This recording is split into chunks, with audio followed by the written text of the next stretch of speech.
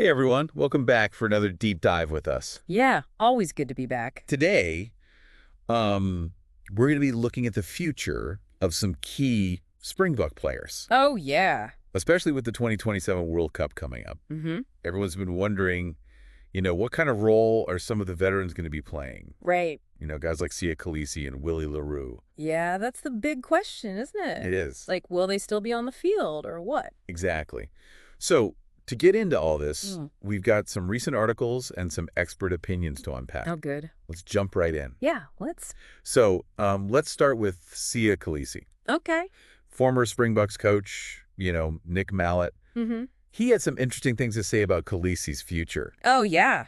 He seems to think it'll be tough for Kolisi to keep up his current form for another 3 years. Yeah, I can see that. I mean, he'll be 36 by the next World Cup. That's right, yeah. But then Mallett also said he'd love to have Kolisi as captain in 2027. Oh, really? I'm a little confused by that. How does that work? Yeah, it seems a bit contradictory, doesn't it? It does. At first, anyway. But I think what Mallett's getting at is the difference between, like physical longevity. Right. Versus leadership, like the impact of leadership. Yeah. Kolisi's at the top of his game right now, but those physical demands, for professional rugby, Oh, yeah. they're massive. Intense. Very intense. So Mallett's not really saying Kolisi can't play at all. Right. He's more questioning if he can keep up that level for another whole World Cup cycle. Exactly. And we have to remember here that Kolisi has already done something incredible. Yeah. Back-to-back World Cup wins as captain. I mean, that's almost unheard of. It is. No other Springbok captain has done that. 2 World Cups in a row. Wow. Pretty amazing. So what Mallett's suggesting is that even if Kolisi isn't starting every match, his leadership could still be a big factor. Yeah. A big plus. His experience, his understanding of the game, at that level. At the highest level, yeah. And his ability to inspire those around him, that's huge. Those qualities, they go beyond just physical ability. Yeah, for sure. But that brings up a really interesting question, right? What would it mean for the team to have a captain who's maybe not consistently on the field? Yeah. Like, historically, captains have always been like the stars. Star players, leading by example. Yeah, leading from the front. So that's a big question. It is. Like, it really challenges how we think about what a captain is, Yeah, it's a different way of thinking about it. It is. And it makes you think about how leadership might have to adapt in the modern game. You know what I mean? Yeah. Like, would a captain who doesn't play need to be, I don't know, assert themselves differently or something? Could it change the dynamic between them and the players on the field? Yeah. Lots to think about there. So instead of just asking, will Kolisi play in 2027, Yeah. we're now talking about what it means to have a non-playing captain. Right. Which is way more interesting, I think. It's a much deeper conversation. Yeah. And this is where things get really interesting. Okay. If we look outside of rugby for a second, there are some fascinating examples of how these leadership roles, they've changed in other sports. Oh, like what? Be an example. Well, think about basketball. Okay. You've got players like Udonis Haslem, towards the end of their careers. Yeah. They became super valuable for their leadership Right. and for mentoring, even though they weren't playing that much. Yeah, okay. They weren't scoring a lot of points anymore. Right. But their presence in the locker room, their knowledge of the game, Yeah. and their ability to guide those younger players, that was essential. That's a great point. It shows that a player's impact can go way beyond just their stats, right? Absolutely. So bringing that back to rugby, could we see someone like Kolisi taking on a similar role? Yeah. Even if he's not captain, Yeah. maybe as a mentor or like a strategic advisor. It's definitely possible. And it's not just about Kolisi either. Okay. We could see other veteran players like Willie Le Roux making that kind of transition too. Oh, yeah? Mallett actually suggested that Le Roux could be, get this, a back 3 consultant. A back 3 consultant. What does that even mean? Well, think of it as a specialized coaching role, right? Okay.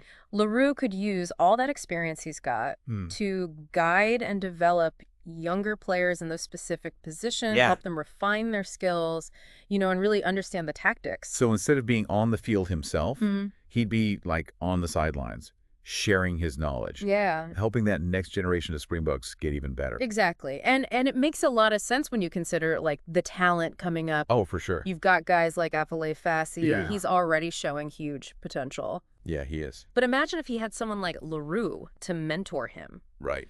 That could take his game to a whole new level. That's a great point.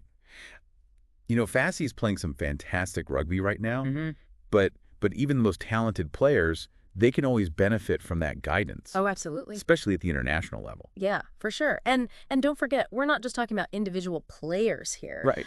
The whole landscape of rugby, it's evolving. In what way? Well, we're seeing a shift towards a more data-driven approach. Data-driven rugby. I'm not sure I follow. Well, it's all about using analytics to gain a competitive advantage, right? Right. Teams are collecting all this data on everything. Like what? Player performance, opponent tendencies. Okay. And they're using this information to analyze weaknesses, find patterns, and develop strategies that take advantage of that. So it's like a secret weapon. Yeah, you could say that.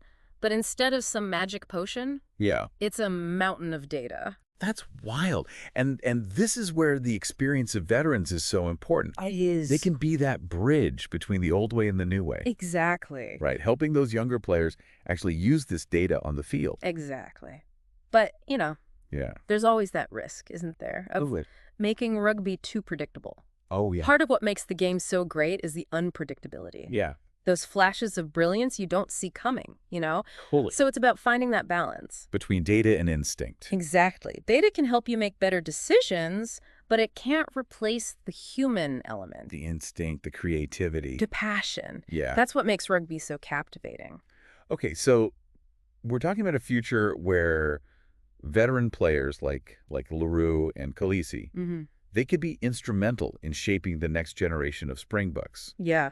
Not just through mentorship, but also by helping them understand this whole data-driven approach. Exactly. And it's not just about the Springboks either. Okay. This is a trend we're seeing at every level of the game. Really? The role of the veteran player, it's changing. Interesting. And the players who can adapt and embrace these new challenges, they're the ones who will leave a lasting impact. And a lasting legacy. Exactly. That's so interesting. And it makes you wonder, you know, are there other veterans who might do something similar? Oh, yeah, definitely. I mean, we can't forget about Dwayne Vermeulen. Oh, yeah. He's another guy with tons of experience and those leadership qualities. He's been such a powerful player for the Springboks for so long. Exactly. Imagine the impact he could have on the next generation of, you know, Springbok forwards. Oh, huge. If he was guiding them and mentoring them. It'd be like having another coach right there on the field. Yeah, someone who's been there and done that, you know. Someone who knows exactly what it takes to succeed at that level. I like how you put that, an extra coach on the field. It's not just about, you know, teaching the skills. Yeah. It's about instilling that winning mentality, that resilience, that determination that, you know, we associate with Springbok rugby. And think about the mental edge it could give the team. Oh, yeah. Knowing they've got those experienced players to rely on in those critical moments. Oh, absolutely. Picture this, right? It's a tight game. Tensions are high. A young player's got to make a big decision. Yeah.